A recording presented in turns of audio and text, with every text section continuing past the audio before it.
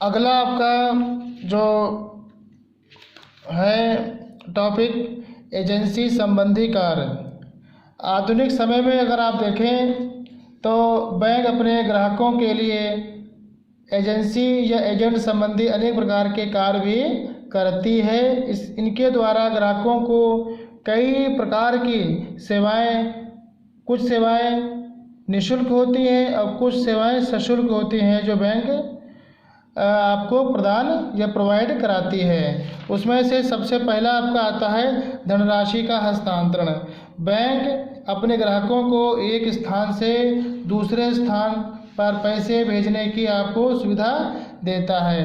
अगर आपको बहुत ज़्यादा कंप्यूटर की नॉलेज है तो आप अपने नेट बैंकिंग की सुविधा बैंक से लेकर आपको पासवर्ड दिया जाएगा। आप अपने इंटरनेट से कंप्यूटर के माध्यम से कंप्यूटर के माध्यम से इंटरनेट के द्वारा आप उसका फ़ायदा उठा सकते हैं। साथ ही साथ आरटीजीएस एनईएफटी के माध्यम से आप पैसा भेज सकते हैं। यहाँ तक कि अगर आपको बैंक में जाना है, डिमांड ड्राफ्ट के माध्यम से अगर आपको पैसे भेजने हैं तो वो भी आपको फैसिलिटी बैंक से मिलती है। इसके बदले में बैंक आपसे शुल्क वसूलते हैं।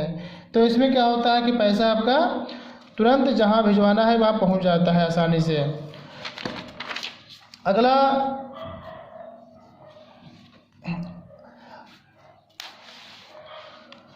आपका है ग्राहकों के लिए भुगतान प्राप्त करना।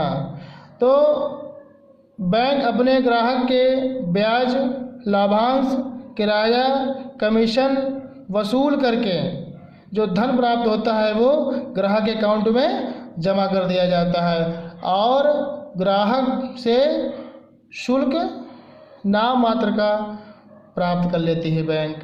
अगला है ग्राहकों की ओर से भुगतान करना।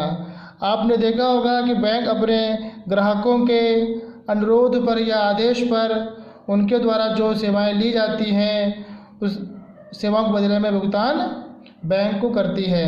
तो इसमें बैंक क्या करेगी, जो भी ग्राहक की सेवाएं होती है, जैसे आयकर का पेमेंट करना है या बीमा किस्त है या मकान का किराया है अगर देना है, पानी व बिजली का बिल है, मासिक, तिमाही, छमाही, वार्षिक, जिस भी प्रकार का है वो सुविधाएं आपको बैंक घर बैठे आपको देगी। आपको जाना नहीं पड़ेगा और पैसा आपके ऑटोमेटिक अकाउंट से कट जाएगा।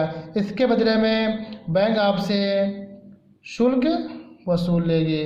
अगला है साख पत्रों का भुगतान वसूलने का कार्य।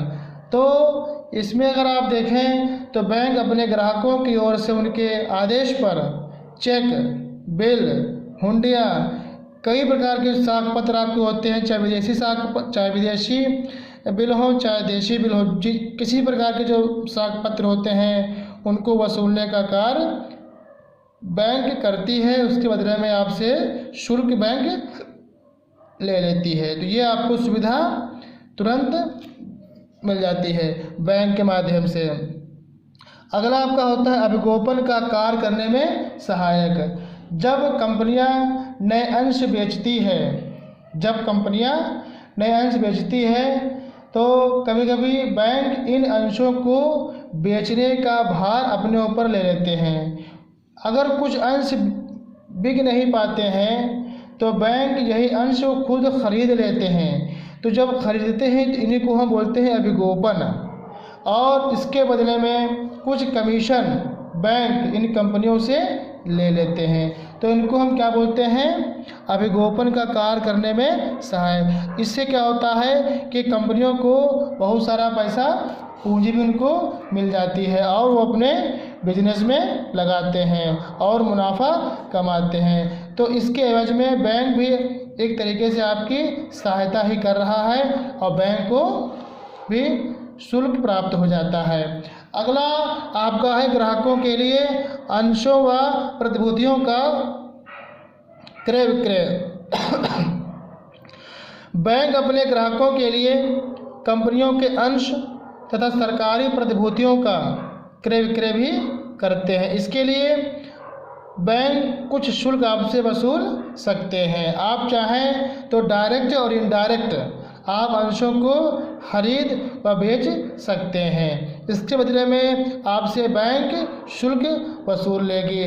डायरेक्ट ये होता है कि आप घर बैठे ऑनलाइन के माध्यम से अंशों को खरीद बेच सकते हैं। इनडायरेक्ट क्या होता है कि आपको ब्रोकर के माध्यम से अंश बेचने व खरीदने हैं। इसके बदले में बैंक आपसे शुल्क वसूल लेगी। ट्रस्टी, प्रबंधक आदि के रूप में कार्य। बैंक अपने ग्राहकों के निर्देश पर उनकी संपत्तियों की सुरक्षा के लिए ट्रस्टी, कानूनी सलाहकार तथा प्रबंधक की तरह सेवाएं भी बैंक देता है। अगर कोई कंपनी डिफ़ॉल्ट है या उसमें कोई गलत काम हो रहा है तो न्यायालय ने अगर आदेश दिया है बैंकों को एक एग्जीक्यूटर के माध्यम से कि आप उसको संभालें, प्रतिनिधित्व करें, तो इसके बदले में भी बैंक कुछ शुल्क वसूल लेता है। अगला है आर्थिक स्थिति की जानकारी। बैंक अपने ग्राहकों को देश या विदेश या अन्य व्यापारियों की वार्षिक आर्थिक स्थिति की जानकारी आपको दे सकती है। आपका जो भी रिकॉर्ड रहा है बैंक के माध्यम से वो सारा रिकॉर्ड आपको बैंक दे देगी।